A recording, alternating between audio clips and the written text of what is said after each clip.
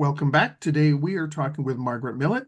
Margaret, great first segment talking about political instability and geopolitical risks. In this segment, we're going to talk about talent shortage and skill gaps. What kind of talent shortage and what kind of skills?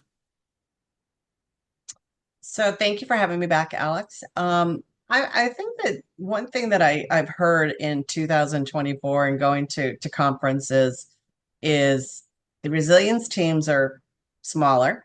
They are getting even smaller with each passing, what I'm going to say, round of layoffs or the sprint to profitability.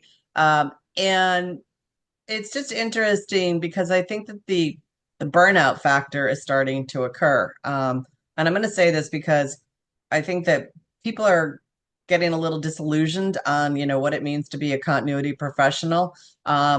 But yet also, I think that there's the demand for resiliency professionals is growing. There's also a gap between the skills needed for practitioners and the available talent pool that's out there. And I think that when you read some of these job descriptions, and I know there are a lot of great people who've been out there looking for work, I think many organizations are saying that they're struggling to find the right blend of technical expertise, strategic insight, and what I'm going to say the hands-on experience. And I think as the field continues to evolve, there's the need for the continuous upskilling to keep pace with the emerging risk. I mean, you're getting asked to look more, as we talked about in other segments that I've been on. There's the cybersecurity, there's the supply chain issues, and you're looking to provide more for the continuity professional to do. However, the organizations are not spending the money to provide what I'm going to say the robust training programs, providing the clearer pathways for their career, and then also getting them the soft skills that they need in order to continue to be successful within the profession. Well, how do we go about changing that? First of all, the first piece, how do we get more people into our industry? And how do we do that? Because really there's not a real clear path. If I'm a business analyst, I know I there's a lot of steps I can move up that ladder. But if I become Yeah. a business continuity professional, it's okay, where do I go from here? Yeah, I still wish more organizations would embrace internships, because I do feel that if you can get an intern from their university years, they're going to start and get exposed to business continuity management because I think globally it's safe to say that unless you're at certain institutions, you're not going to get exposed to emergency management. You might get exposed to cyber on a wider range, but cyber is just one slice of the pie of what you could do with a continuity professional career. And I think that I've actually hired interns very back in the beginning of my career. I hired interns from Northeastern University. Recently, when I've been down here in North Carolina, we have a whole host of schools in the Greater Triangle area. And I've hired people for summer interns. Many of them have been exceptional students that you give, say, an 8-week project to. You get, something value add that you can add to your department. And then I've actually hired some of them. Now, granted, I have to spend a little more time with them to help them because they're not familiar with all the aspects of a business continuity program or the BCI on how to go get certified. So you do have to invest to spend the time with them, but I think it's still important to start and expose people to the wonderful things of this career. And when I start and talk about some of the soft skills out there, Alex, I think some of this is also then giving people the opportunity to grow at an organization.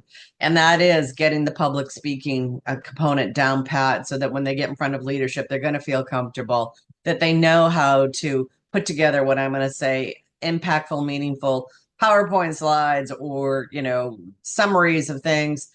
Knowing how to go do a budget, having negotiating skills, knowing how to go do vendor management, but I also think in a subtle way, it is also negotiating with others within the organization to, get the buy-in for the program, help with what I'm going to say, the organizational resilience that you're trying to build.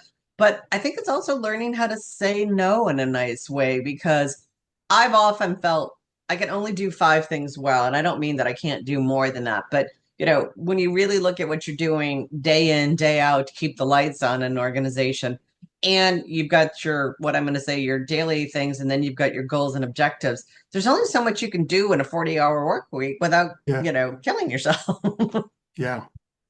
Do you think part of it, because you talked about burnout and we talked about like a ladder of career, a career ladder there, that in some instances, because we are teams of one, a lot of us never end up in front of executives. And our messages get watered down by our boss and the director and the vice president before it even gets to the C-suite.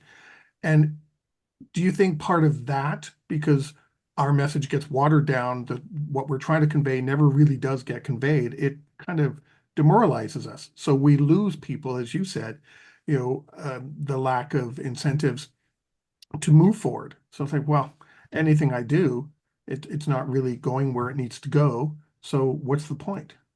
Well, I think that's when you've got to be your own advocate and try and ask to get that seat at the table. I mean, granted, if you're, Van Spranken new, it's probably not going to happen. But in time, I think you've got to, continue to push the envelope to ask to go present to senior leadership. I think the other thing is I've often heard in my career, well, we only have like one slide that we can put in for the leadership. But I'm like, okay, I'll put the rest in the appendix.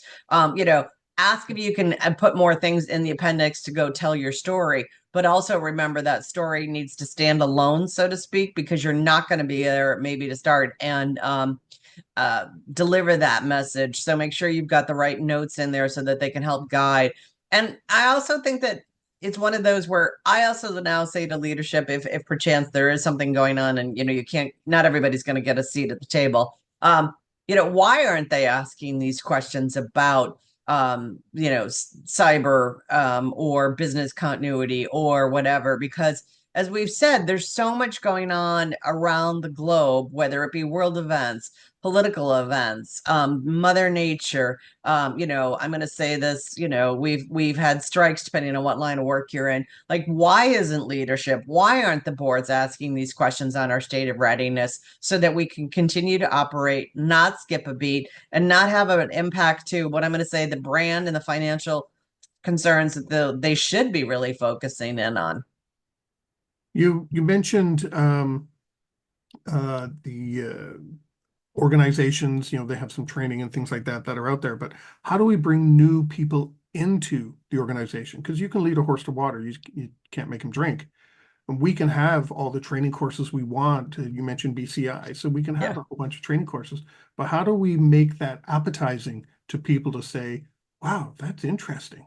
How do we, Well, is that we got to bring them in first, and that's a yeah, and I big think part some of of what it, we do. Alex, is, when you do read what I'm going to say, even the entry level job descriptions, they're still saying they're looking for 2 years of experience. Well, I think Yeah. you've got to really look at what you're putting in the job description. If you are looking to get somebody new to the profession, well, then you've got to help say, we're going to help train you. And I think the other thing that I often now hear from folks is like, I can't go to a conference. And I think the other thing that Mm. I always tell people is, keep asking every year in the annual budget to go to a conference, an industry-wide conference, because if you don't continue to put that in the budget year after year, they don't know that you have the need for it. And I think the Yeah. other thing is, if you are multiple people on your team, I've often heard this too. It's like, oh, well, we don't want to send you both to DRJ, Alex and Margaret, because, there's, we only need to send one of you. But if you go look at the sessions, there's enough where you and I could, meet for breakfast and not see each other again until 5 o'clock. Right. And so that's what I'm saying. When you look at the breadth and depth of any conference, whether it be, DRJ, Continuity Insights, Resiliency, and Tomorrow and Today, BCI, there are plenty of sessions for you to go attend that you don't need to see a colleague again for the day.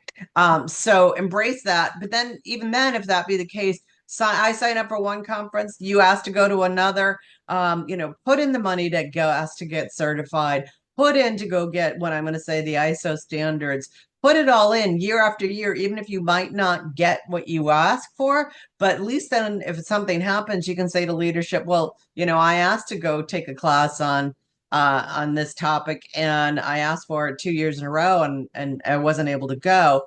I think the other thing that I also tell people is the last quarter of your fiscal year is also a great opportunity to go ask for more stuff.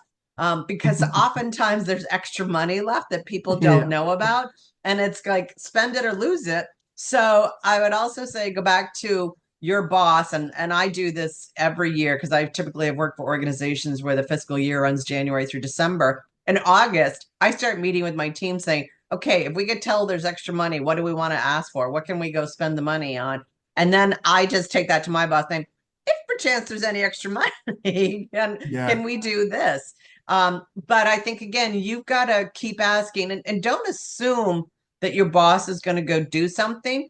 But I also think that you should really look and see what's available for training and development internally. Now, I do think that learning and development has slid at organizations, but find out if there's something that you can go take that will up your skills to make you a better person, whether, it be tricks and tips with using Excel or Power BI, whatever.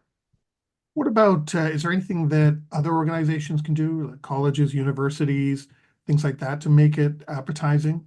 So the one thing that I will say, Alex, is like there's a course in the undergraduate level, and then there's a master's degree. They've moved away from the certificate programs because I think that there's been more emphasis now on the certifications from the leading certification bodies within the profession. And also, when I go look at the colleges and universities around the globe, there's still a small handful that do that. And I think the other thing is, again, if you want to go do that, I at least know in the United States that there is the opportunity for tuition assistance.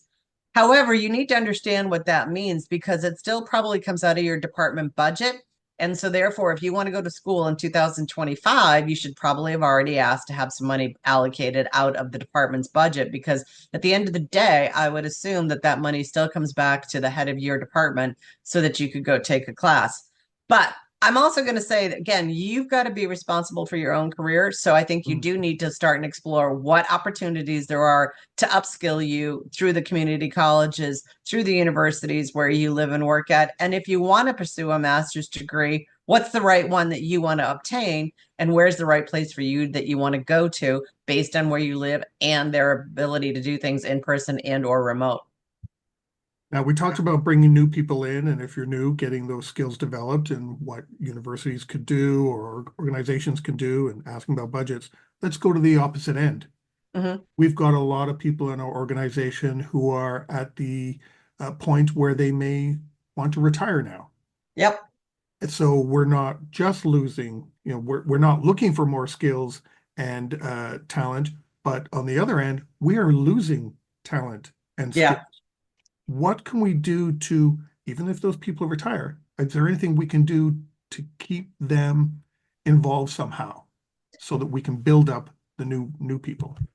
I think that's where I don't know what the term is. I'm just going to say master class. Okay. Like we do probably need to have some of these things called like master class on, how to effectively negotiate contracts, how to really put together a budget. Because I can tell you when I have managed teams, I ask them to do some of this stuff. And it's like, you say, put together a budget and it's like deer in the headlight. They've never done it before. They've never been asked. They're never been involved in the process before. It's just like, you get told you have $25,000 to spend this year and, you don't know how it's being allocated. But I think it's very important to do that information sharing and to pay it forward, Alex, so that, we can help the next generation be successful because I'm going to say this, some of these things that we're talking about, that's, we in the profession also talk a lot about, mentoring and sponsorship, but Mm. that's not the role of a mentor or a sponsor is to help you ups your skills. What should they do?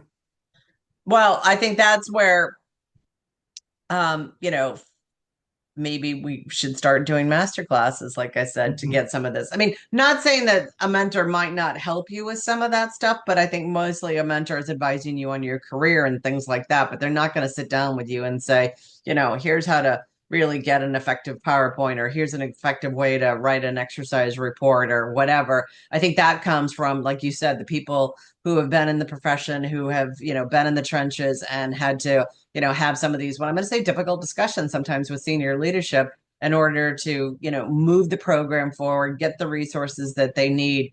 And I think the other thing that we really need to do is understand that probably globally the next few years, it's going to be tough still to get those dollars because the economy is still a big question mark for all of us globally. Yeah, and let's face it, who knows what the future holds. But you mentioned something there. Oh my goodness, it just popped out of my head. Unbelievable. I had a great question for you. Oh, Oh, I remember now.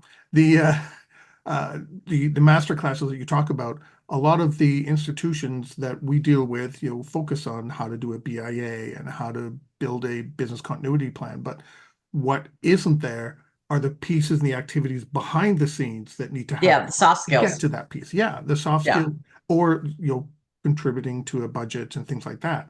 Those are the pieces that aren't there right. that Yeah. I think we need to focus and move forward with and to really help people with their careers to move forward. It's one thing to attend a session on how to do a BIA. Well, that's great, but do you also know how to coordinate with all these different stakeholders across a large organization and Yeah. all those kind of things? Like, no, people don't usually know Yeah. how to do that. And we have 30 seconds left. Any final thoughts?